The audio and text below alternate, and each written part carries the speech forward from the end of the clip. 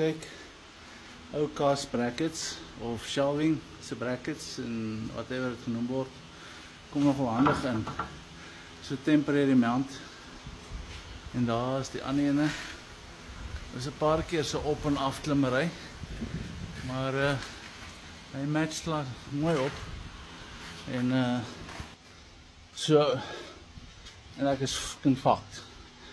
Ek het uiteindelik hierdie bastard vas. Dit was nou vir jou een. Nou sit hy. En die enigste een wat daai flippende ding kon deurdruk, is daai hammer drill. En as jy wil sien hoe lyk STS bits na te mense in 'n lintel ingeboor het, 2 deur in hulle moer in. Maar hy is flippend in. En ek voel dit vanoggend in my skouer.